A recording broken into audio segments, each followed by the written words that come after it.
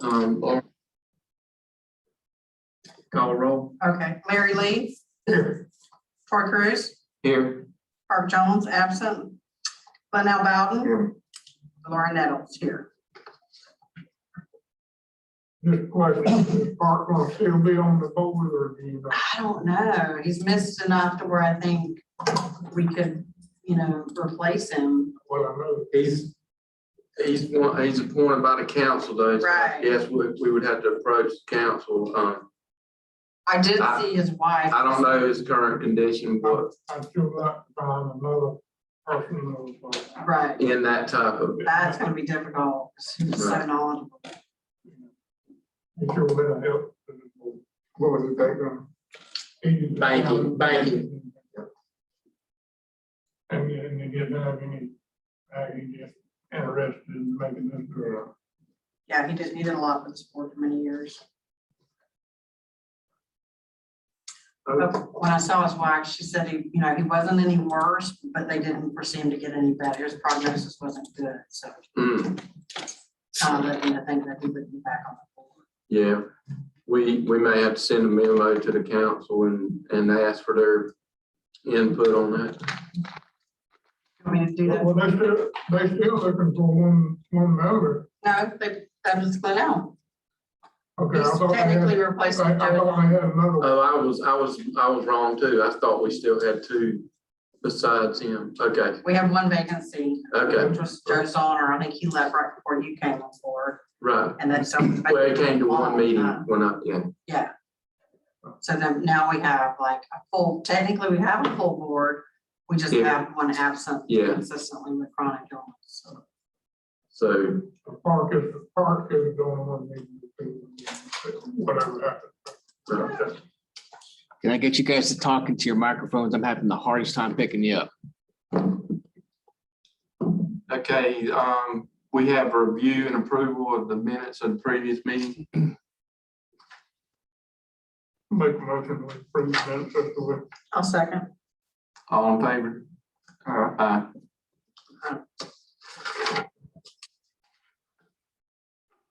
Okay, performance review from River Place Capital. Good morning, everyone. Morning. More. I wish every year was like this one. This is our report here. We'll go over this first. I did hand out an update and I'll go on. I'll get to that later. And this is our quarterly newsletter, which I write quarterly. I know some of you get it electronically, but I brought some hard copies of it. Back to the report. This is for the end of the fiscal year, September 30th. And if you'll turn over the first page, you'll see down the bottom under account activity summary, we started the fiscal year back at the end of last September at 11,608,000, and we ended up this fiscal year at 13,597,000. Everybody see that? Yes, sir. We distributed out of the account about $727,000. This is to support your expenses, retirees, all of that. Management fees of about 107, income 168,000, and appreciation of about almost 2.6 million. Everybody see that? Yeah. So it's a fabulous year. Yes. You can look at the top and see that we have about, at the end of the fiscal year, the cash and the fixed income amounted to about 29%. Everybody see that? Where our allocation is 70-30, so 30 needs to be in fixed income. We were 1% under that, but you've got some variance down to about 25%. So we figure we're pretty close. And equities at about 71%. So we're right pretty much on our allocation guidelines. If you turn over to the next page now, you'll see on the upper right-hand side, you'll see fiscal year to date. The return to the portfolio is 23.55%. Everybody see that? That's an unbelievable number for 1 year. I'm sorry, that's my phone. They can just wait. Equities. The equity portion was up 36%. Our benchmark 70-30 we should have done at least 18.76. We obviously did better than that. And the equities up around 28% for the S&P 500. We did 36. So a very good year, and very happy to be able to report that. If you turn over to the next page, you can see we've still got quite a bit of cash. And you know, we fund, I forget what is it, it's at 60,000 a month that we fund. So we always have to have some cash. Plus the fact that interest rates are so low, we have bought some more fixed income, but I'll be honest with you, we aren't getting much for it. We just do not have any reason to go too far out. Hey, Marcus Matt from IT, is that it about? We really feel that there's much too much risk for the kind of little bit more you get for committing to 10 years or something like that. Rates are going to go higher over time. We just don't know when, but they are going to go higher. And we just have to keep it relatively safe and keep it earning something. And you just have to have a certain amount in fixed income. The state of Florida tells you. Hey, Ed, it's Matt. You really need to Got your triple ticket. I'm sorry, I'm running Zoom meetings at the moment, so I'm not at my desk. In equities, and they give you a 5% leeway, but that's kind of where we are. So we were, if you remember, years ago, we were 64. Yeah, just go ahead and tell me what it is. But some years ago, basically on our advice, we said that there's so little return in fixed income, that's a drag on the overall return of the portfolio. Okay. And you have an obligation, or you have a target to make at least 7.5%. At that time, it was 8% a year. No, just to go meet ahead and your badge it now. Actuarial assumptions. With that kind of a drag of nothing for 40%, it puts an awful lot of pressure on the rest of it. And that just wasn't going to happen. So to the extent that we could, we reduced it to 30%. But that's pretty much as far as they're going to let us go, I believe. On that next page, you can see the cash, and then you can see all the fixed income assets there. You get down to the bottom and you see that 2025 is about as far out as we've gone. So about 4 years out there. And a lot of them are in the next few years. We have some every year that are mature. So we go out to maybe 4 or 5 years. Oh, I remote it in, so we can get. I can do that from the IT So guy. it's kind of a rolling, the near-term ones out to about that mark. Yeah, not a problem, sir. All right, take it easy. It's fairly risk averse. Then in terms of equities, we have communication services is the first equity category. And that not anything has really changed here. Disney's not been a great performer this year, but Facebook's been okay, and Alphabet, which is Google, has been a fabulous returner this year. We think Disney will be just fine. It's one of the high-quality companies in America with a huge portfolio, a lot of sources of revenues, and they obviously were hurt when the pandemic hit. They basically had to close down their parks.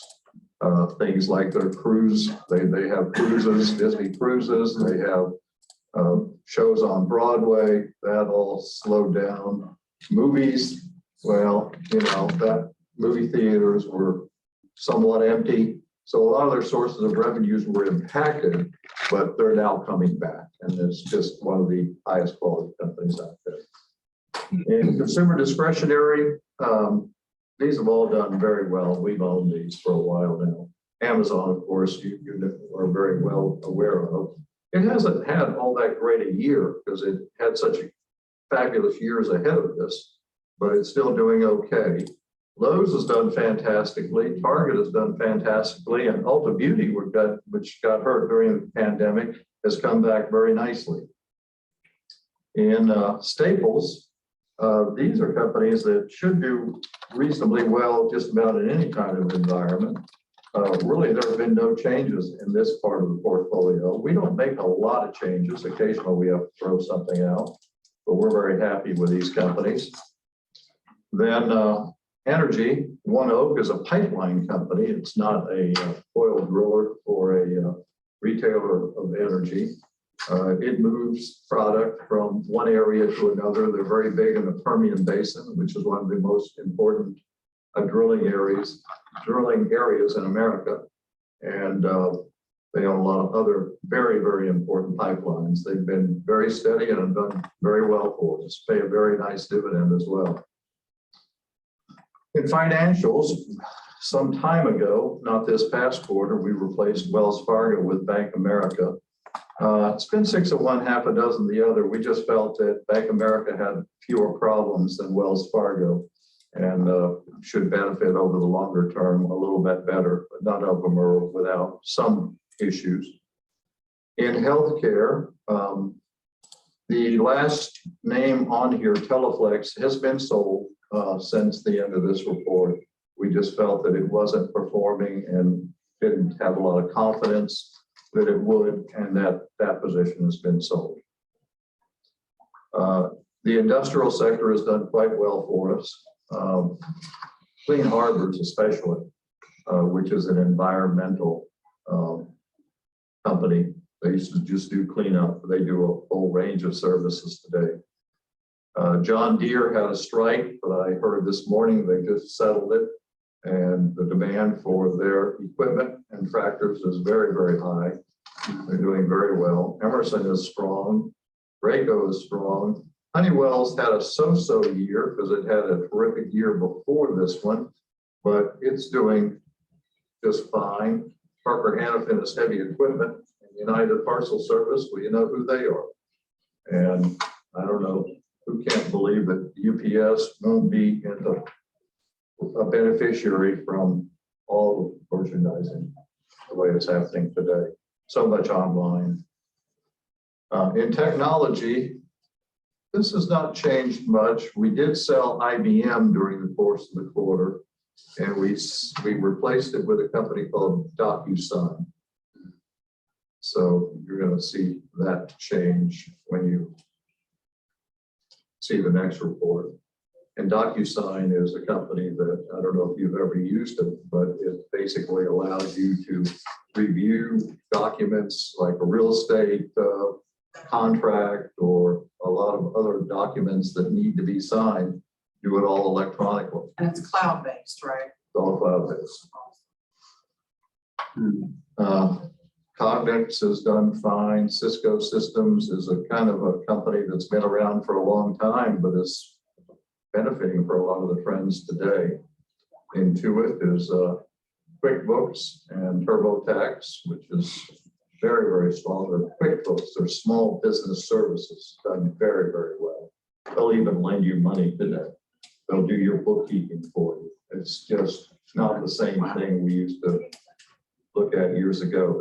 They've expanded around those services and enhanced the revenue sources. Keysight's involved in a lot of 5G testing for the cellular networks. Marvell, their semiconductors, and their focus is on cloud, Internet of Things, and 5G. Very, very important areas, all growth areas. Microsoft's been a phenomenal stock. You can see we bought this somewhere in the past, quite a long time ago now, but $30 a share, and right now it's over 300. So 10 times. It's done very well. That's taken some time, but they've been an unbelievable grower. PayPal's run into a little bit of controversy. We're looking at this, but so far we're keeping it. Tyler is a company that produces software for municipalities. Lake City uses a couple of their software modules.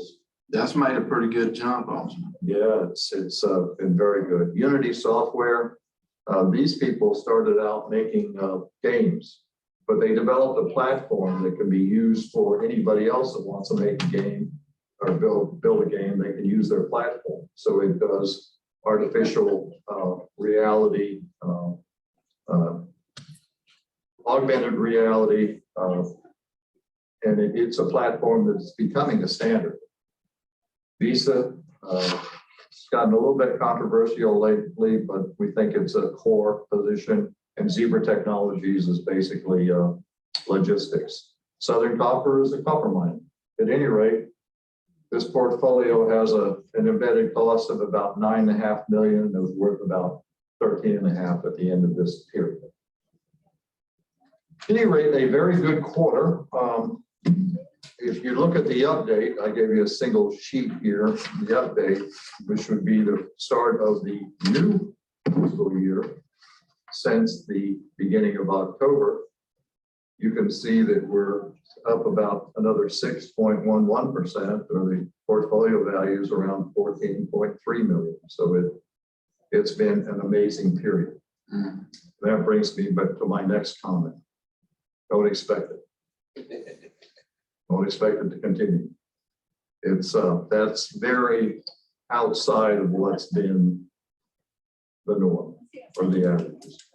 And the averages tend to win out, and they win out by averaging some of the good years with some bad ones. So we have to be very careful. Yeah. The one big risk that we have out there, I think, for all investors is inflation.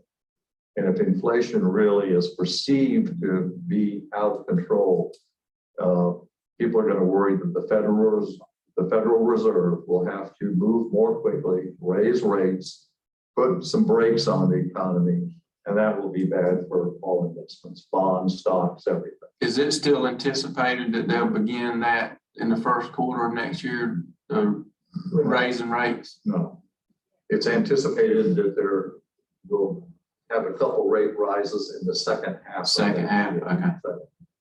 However, they have started reducing the amount of bonds they're buying. Right. Quantitative easing is what they refer to it as. They've been buying $120 billion worth of bonds out of the market. In other words, putting money into the market. They print money to do it every month. Almost $1.5 trillion almost. That's a huge amount of money. Well, they're going to reduce it 15 billion every month, which means by around the middle of next year, they won't be buying any bonds. I don't think they ought to be buying any bonds at this point, but that's been their decision. Now they can speed it up if they want to. If something happened, they thought that they needed to continue it, they could do that as well, obviously. But right now they're on a track to go down to zero bond buy. Doesn't mean they're automatically raising rates. That doesn't take anything out of the economy. It just means they're going to quit putting that extra money into the economy. In the meantime, you still have the government, the federal government, who's running big deficits. And we just had an infrastructure bill. We may have another bill. I don't know. I think it's 50-50 whether we get that second bill of about 1.8 trillion or whatever they're talking about. But all of these are numbers that they take place over about an 8 to 10 year period. So none of them is 1.8 billion this year, or it's about over an 8 to 10 year period. I don't have any idea whether that next bill is going to happen. The infrastructure bill has really got a lot of funny numbers in it. It's really about 500 to 600 billion of money that's already slated to go out there. The new money is only about 500 billion over about 8 to 10 years. So it's not huge, but it is more money. And the government's already running deficits, which means it's putting money into the system all the time anyways. So we expect economically the economy to continue to do well. We see no reason to expect that it won't. Consumer is very strong. We're likely to have a very good holiday season. People can't find enough workers. There's huge demand. The supply chain issues are slowly getting better and resolving themselves. By middle to late next year, we should be in a much better place. You just can't stop everything and then start it up and everybody's in the same place. Some factories don't start up right away, others do. Well, if your factory didn't start up, but I need what it's producing, then it affects me. So it's been taking a while to get that all sorted out. And then, well, the truckers dropped out. They weren't making any money. So just getting things moved got to be difficult, and it still is. But that's coming back. You pay people enough, it works. It's the way capitalism works. And then we find ways to make things more efficient all the time. Anyway, we think those will resolve. So we feel all right about the economy. We're worried about inflation. We're watching it carefully. The market is not cheap. The market is not crazy expensive, but it is expensive. So that's why I'm just saying we have to be careful, and our expectations have to be reasonable. That's kind of my view. I'm happy to answer any questions you might have. I just want to ask one question about one of the companies on the financial thing, like one Oak, Yeah, energy company. it's a pipeline company.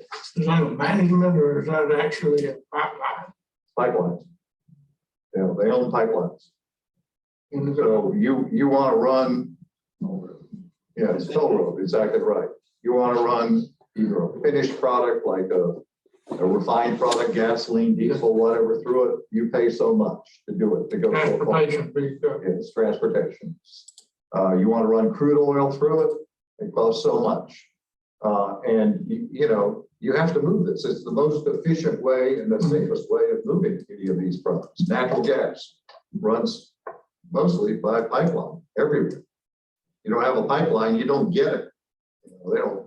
They can freeze it and make it liquid natural gas, but that's very expensive. Pipelines the way they do. No, I was just trying to understand what. So that's their business. So they've had this network of pipelines. They add to it. They recently added to the pipelines they had in the Permian Basin, which is one of our biggest areas of oil drilling. It's West Texas, eastern part of New Mexico. It's a huge area where a lot of oil and gas come from. But they're throughout that region. And they paid a dividend through the entire pandemic, through the financial crisis. They paid a dividend the entire time. It really doesn't matter that much to them whether oil's at $40 a barrel or $80 a barrel. If you move it, Just cost transportation. yeah, exactly. And the reason I asked that was I noticed that they had another pipeline somewhere from the west or the Gulf out there across Florida down here now. I see them working through our old farm. Oh, are they? Okay. Pretty good pipeline. Yeah, that's natural. Yeah, that's a natural gas pipeline. They've got a big project going on here right now. Well, there wasn't too many years they brought one down They run another right thing. through Jacksonville. And JEA's got a plant right next to it.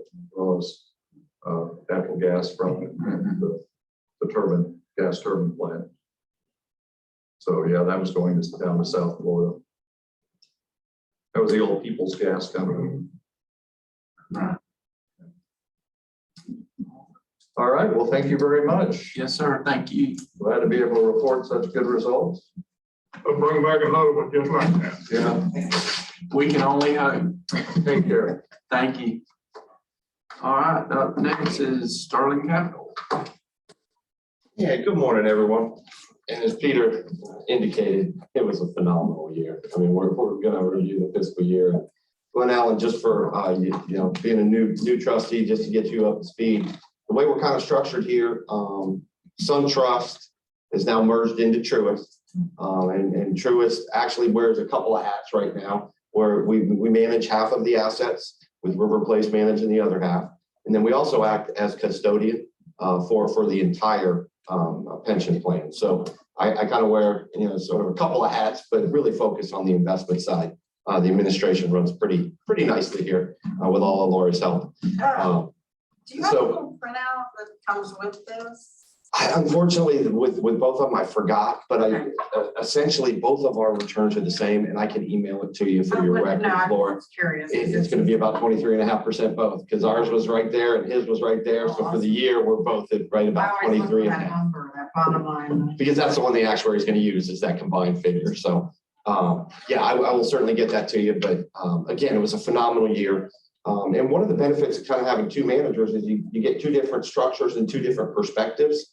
The way Peter and River Place is set up, they have an individually managed portfolio of stocks that really sort of focus on large and mid-cap growth and core growth areas. And then they also have a shorter fixed income portfolio. SunTrust or Truist is structured a little bit differently. We have, I think, a little more diversification. So we use a lot of mutual funds, institutionally priced mutual funds in various categories, and really gain exposure to other areas of the market. So they really complement each other very well, I think. It's worked out phenomenally for you guys over the last, I guess since I've been back about 10 years.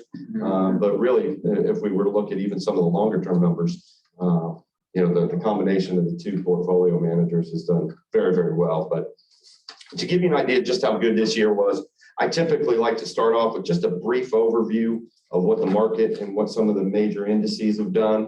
So over on page 4 of my book, you'll see the performance summary through the end of September. Up there in the top left is a table that really contains all the major stock and bond indexes. The second row in there is the S&P 500 or the US large cap benchmark. You can see it was kind of a dud of a quarter. It was really a period where, September we gave back everything we earned in July and August. So really for the quarter, the numbers are unspectacular. But if we go over to that 1 year, which is our fiscal year, you see the S&P 500 up over exactly 30% for 12 months ended September. I've heard some colleagues refer to it as this last year has been a pretty difficult period not to make money in the market. Everything really did very, very well. Obviously, some sectors a little better than others, but U.S. large cap stocks were certainly one of the better performers.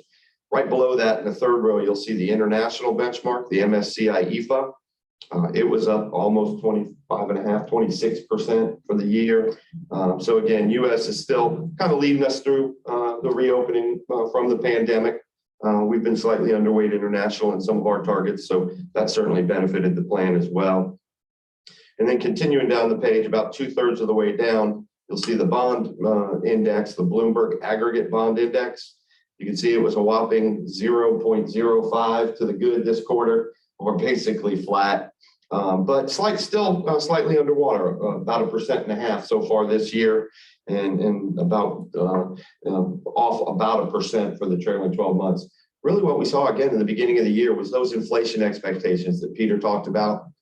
That really spooked a lot of bond investors. Again, they kind of, bond investors, I always use the analogy, they're kind of like Chicken Little. They get good news and they can find the bad news in that good news. So as the economy started to reopen a lot quicker than we thought at the beginning of the year, bond investors interpreted that as saying, oh, well, the Federal Reserve is going to have to raise rates sooner than we thought. So that's going to be a bad thing. So consequently, what we saw was rates go up and bond prices go down. And that's really what hurt the bond market. We're in agreement with Peter that probably is the single biggest threat to this economic recovery is inflation and inflation expectations. Although our current outlook is somewhat modest. I mean, we do think inflation is going to be higher than we've come to know over the last 10, 15, 20 years. Again, the last 10 or 15, 20 years, it's run at sub 2%. That's not normal. If we look back at history, anywhere between 2.5% and 3.5% has been normal. So we've had this extended period where, we've really had no inflation to speak of.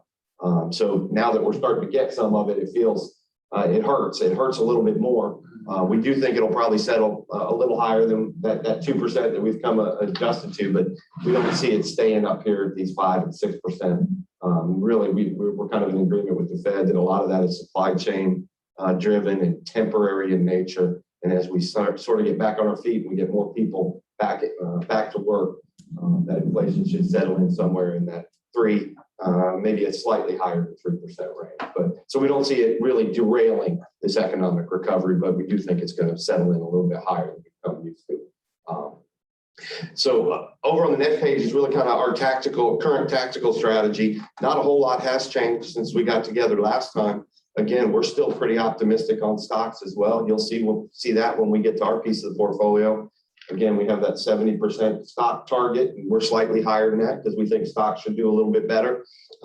So specifically, you see the green dot over on the equity side in favor of stocks over bonds.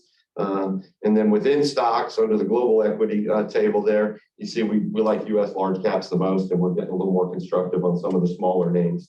Those riskier names tend to do a little bit better at the beginning of a cycle, and things are starting to improve. Really, the biggest positive that we've seen so far economically has been the earnings reports that companies have come out with. While the stock market may be slightly overvalued by historical measures, we don't think it's way overvalued, especially in light of the very low interest rate environment and the very strong earnings reports that we're seeing. And again, at the end of the day, a stock price should be a reflection of the company's earnings. So if the earnings go up, their stock price should go up. And that's really what we've seen this year. Was a lot of the appreciation, while it was a great year, a lot of it was based on earnings and good, strong earnings reports. So until we see a change there, we're going to probably maintain that slight overweight to stocks.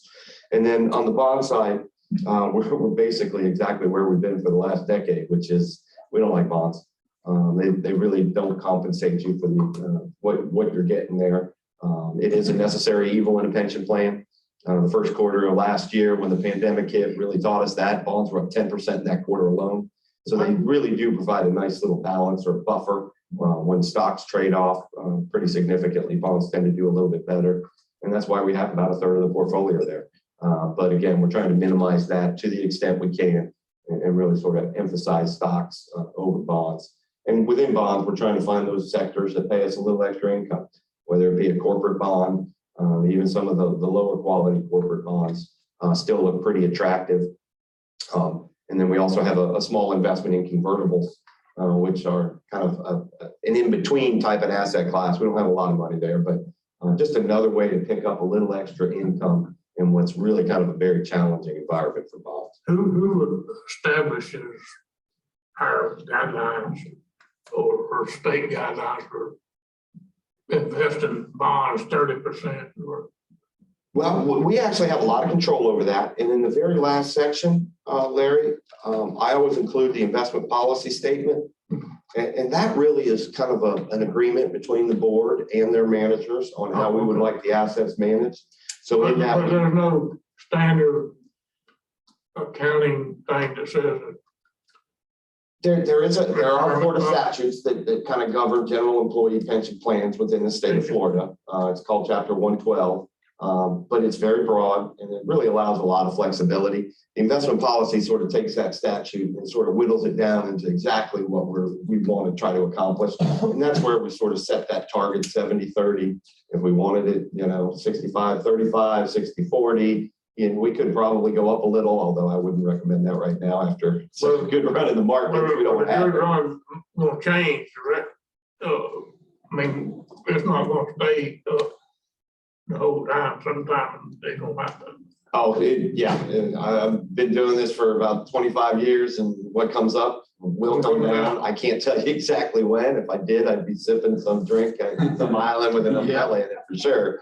But in the meantime, what we try to do is really look at the current picture, look at your investment policy guidelines, and try to structure the portfolio to maximize the amount of return and minimize risk. What was leading to the question is why? What is the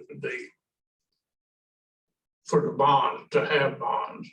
Is it saving us from anything, or what's the rationale to have bonds in the portfolio?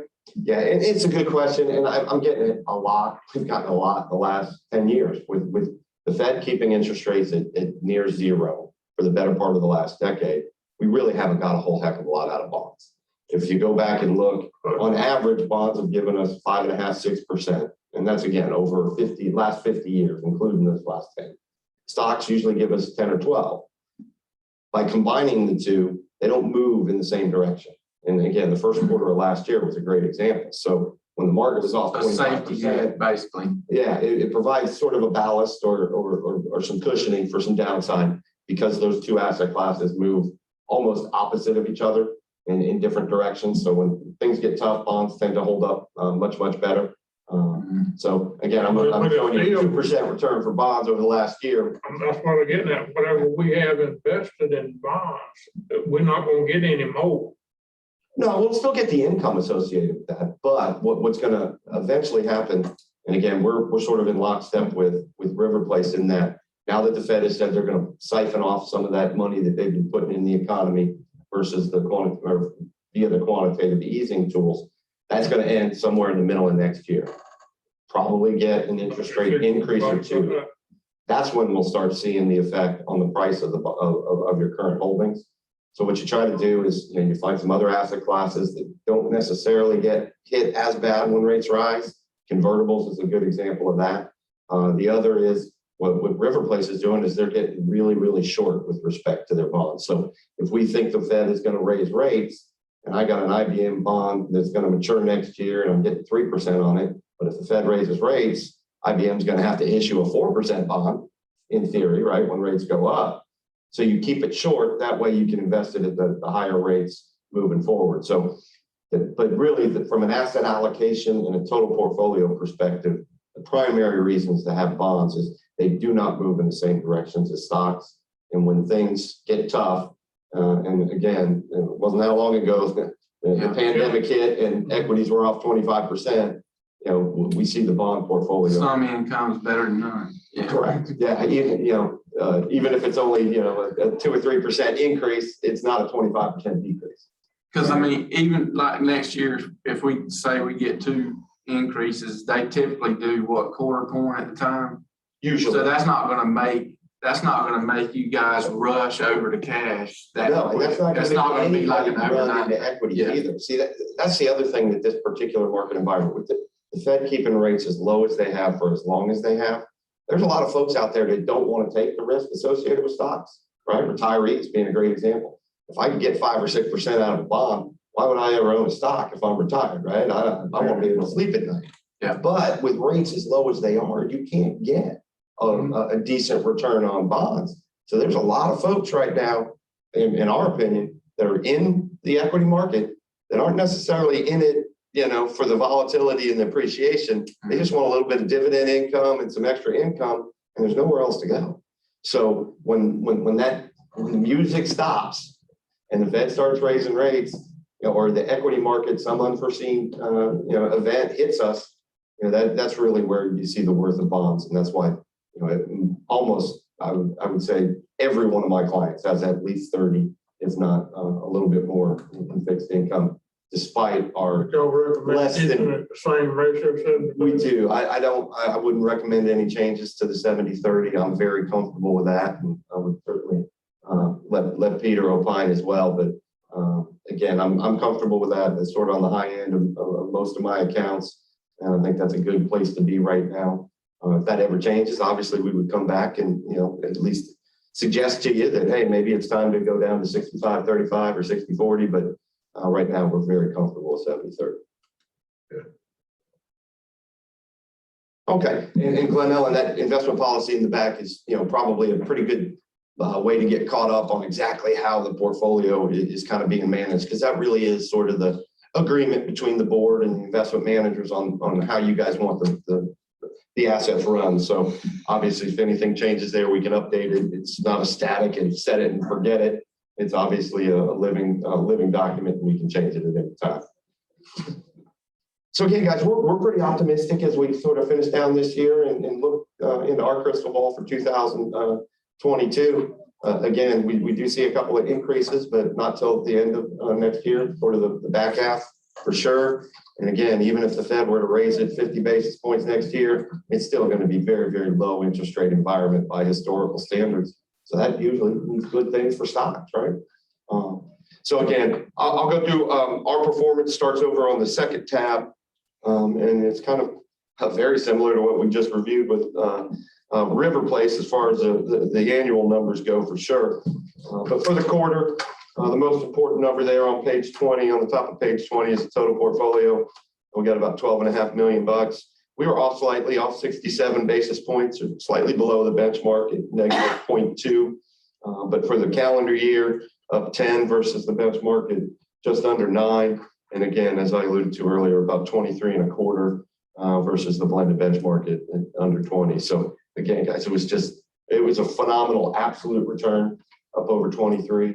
I mean, in the 12 years since I've been back, and even counting the 5 or 6 I had before that, we've never had a 23% return for the plan. So I think this is probably the single best year from a fiscal year perspective that most of my municipal clients have ever had, at least dating back the last 25, 30 years. And Laura had asked, we were talking about so Laura, that total will be 26, 748, 129 with the combined plan, the Where did two. you get that number? I just added that both of Yeah, them. the two. Okay. So that's great. That was I really. think we were sitting at 20 last year, right? Somewhere Yeah. around there. 20. Yeah, I know Peter had a net increase of about 2.5 million, and we had about So 2.5 million. Mr. Bowden, that's the kind of increase we've seen last year. This time, I think we were sitting at 20 million. So when I started. they've gained That was 6 million basically since last year. So they're doing, it's been good. Yeah, it really has been a phenomenal period. You know, kind of going through the sub-asset categories for our piece of the portfolio, you know, for the last year, really both pieces did very, very well. Our stocks were up over 31%, beating the benchmark by about 3%. And then our bond portfolio, while it pales in comparison to a 30% return, up 2.6 when the broader market was off about 1%. That's pretty solid performance. A lot of that was attributable to having some of the exposure to high yield and convertibles and those other bond asset classes that tend to hold up a little bit better than, say, U.S. Treasuries or mortgages or some of the less conservative instruments. So really kind of, if I had to give this thing a report card, man, this was just an A+ year. You know, both portfolios did very well, beat their benchmarks. Looking at the sub-asset classes, they all did well. So we're really firing on all cylinders from that perspective. We've got that same cash flow report over on the next page, on page 21 for our piece of the portfolio. And again, you know, we had about 720,000 come out of the plans, had appreciation of about 2.4, almost 2.5 million. So an increase in our piece of about 1.6. So good, solid performance. And then lastly, a lot more detail on the various asset classes on the next couple of slides. Don't usually go into a lot of detail there unless there's any questions or comments.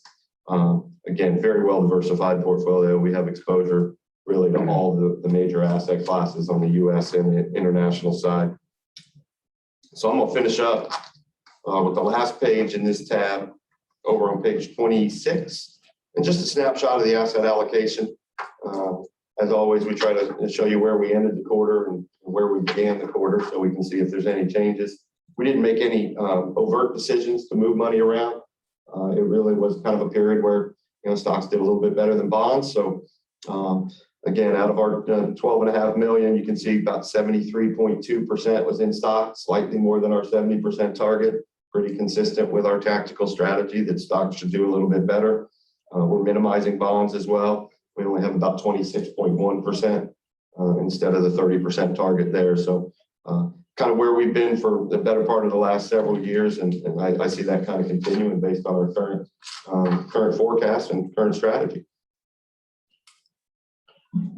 So with that, guys, I already talked about the investment policy in the back. But, you know, in summary, guys, it was an absolutely phenomenal year. You know, Peter kind of indicated, don't expect this every year. And like I said, man, 23% return is the best year in 25 years. I think you got to go back to 1999 or, you know, before the tech bubble burst to find a fiscal year that was even this close. So Yeah. We'll certainly take it, but we'll temper our expectations moving forward. But we're still fairly optimistic that, you know, the economy is on very good, solid footing. Continue to watch inflation because we think that's probably the biggest risk. But for now, and we'll just take these, send them to the actuary, and they'll be very, very pleased with what their calculations come up for the city next year. And that sort of brings me to a topic that Troy and I were hitting on a little bit earlier. One of the things that we're seeing, you know, in all of our meetings across the state is really kind of a desire to lower the assumed rate of return the actuary uses to value the plan. It's probably the biggest component on what drives the cost of to the city from a contribution perspective. What we're seeing is really a lot of 10 years ago, everybody was 7 3/4, 8, 8 1/4. Now there's sort of this movement to bring it down as much as we can, get it closer to 7, 7 1/4. Sort of very, very lockstep and very similar to what the state is doing with their retirement system. FRS has been lowering their actuarial assumed rate of return for the last several years, and they're getting down to that 7 level and even trying to get down into the high 6s. One of the things I know. What are we at? I do not know. If I remember right, we're at 7.75 at the last actuary. I think so too, but it's certainly something that I encourage the board to talk more about and reach out to Mr. Tierney. And I know it's all based on the performance of the plan, but like, I want to get it straight in my head. If we lower the rate of return, assumed rate of return, then that increases what the city contribution would be, or is it just less? Typically it does. It's the single highest cost item. Lowering that is usually a very big hit to how much the city has to put in. But because the actuary is going to use a 21.5% return this year, combined with the last 3 or 4 years, I was at a meeting just yesterday over at Cocoa Beach, and the actuary actually lowered their assumed rate of return, or presented a study that would lower the assumed rate of return by 50 basis points, go all the way down to 7 1/4, and it didn't cost the city a dime. So what's the benefit in doing that? Well, what it does is it gets us more in line with all of our peers. It'll keep you out of the fictitious, Tallahassee jail, if you will. There's a lot of plans that are getting letters strongly suggesting them to lower their assumed rate of returns to be a little more like FRS. Now, there's no penalty, so it's not like they can do anything or come back and there's no ramifications.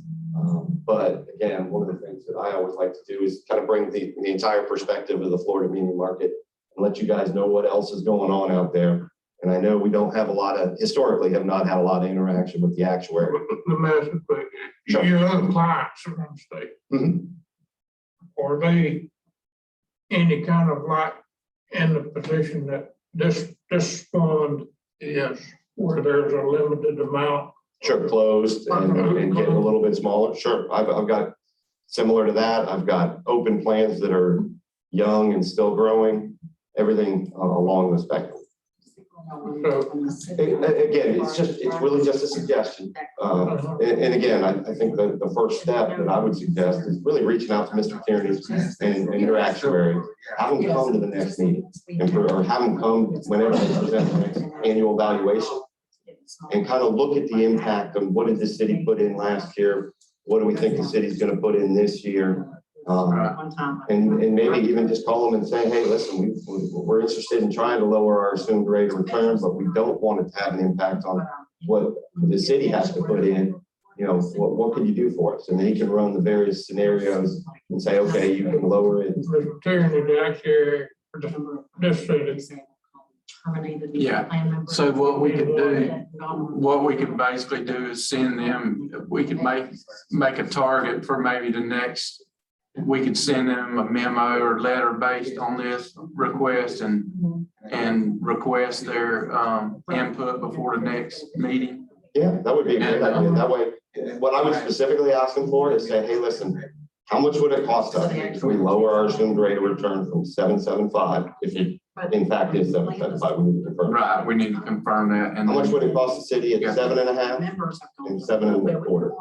And just again, at least you'll have an idea. Yeah, again, he'll probably charge you, do the calculation because that's pretty customary. Okay. But again, I think it's money well spent to find out exactly where you stand and how much it would cost. Because again, just knowing how good the returns have been over the last 4 or 5 years for a lot of the municipal plans, I think timing is perfect to lower it without having a big impact on the contribution to the city. Well, I think that's the way I've got it in my mind. I may be wrong, tell me if I'm wrong, but I think that move would make it stabilize it somewhat to where one year the city's having to put in this major amount, next year may be down. If I'm understanding this right, it will over a period of time, it will level that somewhat. Sure. In other words, not massive swing. Yeah, but anytime you lower it, you also increase the probability of making it every year, right? Now, again, you could argue both sides, but 775 is not way out of range. I just showed you a 23% return, right? And if you use the actuary's number that kind of calculates the average of the last 4 or 5 years, it's still going to be above. But those numbers were probably born back in the time where you could make that kind of money on cash, right? and fixed income. That's really the other driving force. And it's shifted, like we're saying. Yeah, it's going to be hard to get 5 or 6% out of bonds like we have expected over the last 20, 30, 50 years, when interest rates are zero. So again, it's just something that I wanted to bring to the board and just sort of suggest that maybe you reach out to the actuary and ask him to just do a little study on what kind of impact to the funding status to the city if we lowered that assumed rate of return. Can we get him to come to the board meeting? Well, what Blake is saying, we would request that from them and we'd have to pay them a fee to. Right, so how do you word it, request actuarial study? Yeah, an impact study Impact study on lowering the assumed rate of return. to 750 or 7.25. Ask him to look at both of those numbers. 750 and 7.25. Yeah, with the crux of it being, how much would it cost the city? Would it have an impact to the contribution the city has to make? Because again, what we want to try to do is have no impact, right? You may not be able to answer this, Blake, but do you have any idea on just a rough guess on what they typically charge a plan for that? Unfortunately, No, I not, yeah. but we're not talking thousands of dollars. We're talking a few $100. Yeah, that's what I was. Would be my guess. Yeah, I was just wondering is that something that we need to vote on? I think after we get the impact study from actuarial concepts. I was gonna say, if you're gonna spend money, I would suggest you put it in the form of a motion. And if you're gonna have them do the study, you're gonna spend some money. So I would suggest. Yeah, that's what I'm saying. Approve, Laura reaching out to the actuary I'll and make get the that. study going. Okay. Do we have a motion? Larry made it, you said. All in favor? Aye. Aye. We can, like I say, we can at least explore that and see what it does, because Yeah, I mean, and it may not. It may come back I feel to be like super anything, expensive, but I feel like if think it can we'll- stabilize anything there's nothing completely stable about any of this, but any attempt you can make to stabilize it, I think for both parties is good. And Kind of like how Riggers, Troy, is that what you're trying to do? Yeah, I don't know. just try to keep it, you guys. So once we get the impact study back, and if it looks good, like what we want to do, then we make a motion to go either to 7.50 or 7.25. Well, we'd have to make Yeah, you gotta see the result. we have to make a recommendation to the city from that point? No, actually, it's your assumed rate of return. Now, again, knowing how most of these cities work, you're probably gonna wanna have a conversation with the manager or whoever is in finance in response to that We contribution would have every to year. involve them, because they pay the I'm sure actuary. they got anybody. Yeah, but again, if my hunch is right, and if you guys are similar to other plans, it's not gonna be a huge impact. Right. So it's kind of a win-win. It's a good time to do it. Yeah, perfect time. So again, Yeah, I just wanted to bring that up. I think if you do it now, you're not kicking anybody while they're down, to put it bluntly. No, and you're not asking for anything more, right? And it's just gonna make the plan better funded and less volatile moving forward, and it's gonna give us a higher probability to meet 7.25. Yeah, because that'll help raise our actuarial, The probability of meeting that going forward. the number. It's just an easier hurdle to beat. Like if we're at 80 now, it may make us be 89%. Am I seeing that right? Or No, probably not. It might It does actually affect- have the opposite effect. If you're 80 now, it might actually move the quote unquote funded status down on paper. Okay, I got it. Okay. But it's Trying to get it. only because we're, again, that investment assumed rate of return is used by the actuary for almost every calculation. But the biggest of which is everybody accrues a benefit, right? That we're going to pay 20, 30, 40 years in the future, however long, right? That's just an example. But he discounts that back at 7 3/4, assuming that the plan is going to get 7 3/4. So if we lower that to anything lower than that, there's going to be a little bit of a shortfall, right? Because I was assuming, 7 3/4. I'm only assuming 7.5 now. So that investments over the next 20, 30 years isn't getting that extra 0.25% each and every year Right. in his calculations. But it will give us a better chance of actually meeting that each and every year. And that'll help the city, going forward to not have to get hit when it rolls over, because the market will. roll Yeah, over at that's, some so point. I got that part. I think Yeah. I got that part of it in my mind, right? Okay. Yeah, and again, when he does the study, he'll probably, show you the impact on the funded status and the contribution level and those kind of things. We can talk more about it, but I think just getting an idea of where you're at and what it would cost. Yeah, I think that's a good thing to do Yeah. anytime, Yeah. periodically. Yeah, and right now, I think it's more like, strike while the iron's hot, because it's the perfect time. Sounds good. Well, excellent. Thank you guys very much. I Appreciate it. Do we have any more open discussion? Quite interesting. Yeah, quite interesting. So I was gonna tell you, I'll chime in on this. When I started on the board in 2007, city clerk making the notebook. Remember how we used to get the notebook? And it had the main ordinance of the pension and it defines everything that, how it works, how the plan members work, how the benefits are defined and all that. And then it had the updates of any amendment that they've done. Yeah. I don't know if they still do Well, that. That's a part of the city code book, which Yeah, is the city retirement plan, and we're talking about the old original term. right. Not the new one that was state, whatever that is. So I wanted to ask you if the city does not still make you a notebook. I know I have mine, a digital copy on my computer because I learned how to hit Shift or Control F and find a keyword. Like if I was looking for a death benefit, I'd put in death or whatever. And it's just a lot easier on my computer, but if you don't have a home computer, you might want the notebook. It's just up to you. And if they won't make you one, then I'll go to. Yeah, that's right, either way. But I would like it, because I do want to come up to speed. And, Right, I'm yeah. I can't tell you how many times I always refer back. Do you still have your notebook, Troy? No, Did you ever no. get one? No, I think I have it electronically, like you're saying. Old city plan. Yeah. But and another thing that we can fill Mr. Bowden in on is we, from time to time, we get, I call a major request from like a beneficiary or something like that. We typically don't try to tackle those things that we feel are legal issues. We have a lady named Bonnie Jensen that specializes in this, and we typically send those items if we have. We typically don't try to tackle that ourselves as a board, just to let you know. We usually send that off to her if we have, if the city and a beneficiary or something are in conflict about what's owed or whatever, we typically send that to her. Just to be, because, of course, we're not lawyers and we don't try to make legal decisions. So our plan is closed, so we have an idea what the average age is. Basically, people in this plan old or they young, I mean, some going. I think I'll- I have a list of who. I just looked at a little bit of that the other night, as a matter of fact, and there's, I think there's around somewhere close to 117 total members, if I remember right.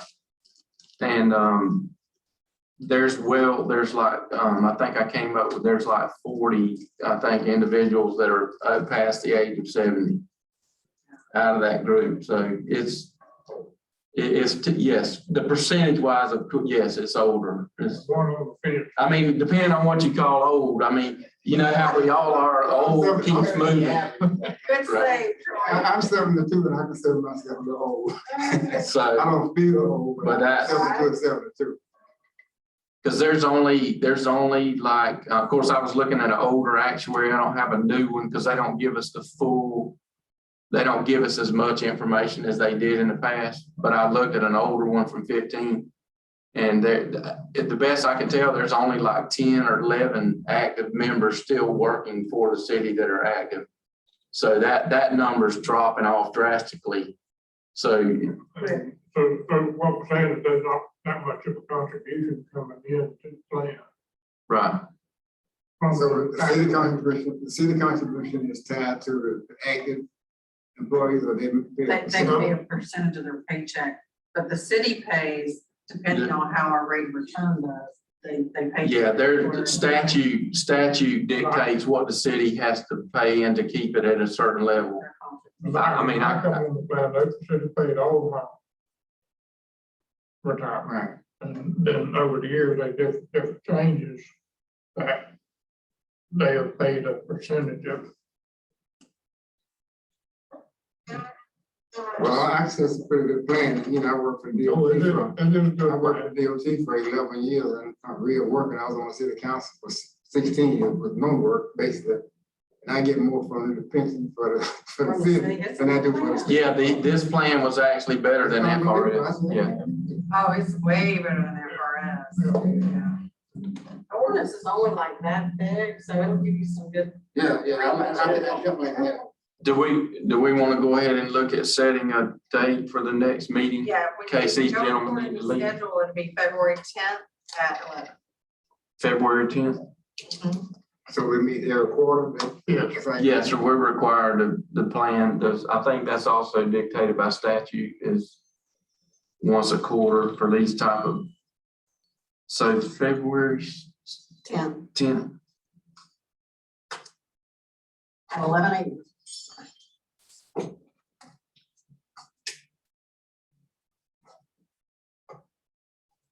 All right, do I have a motion to adjourn?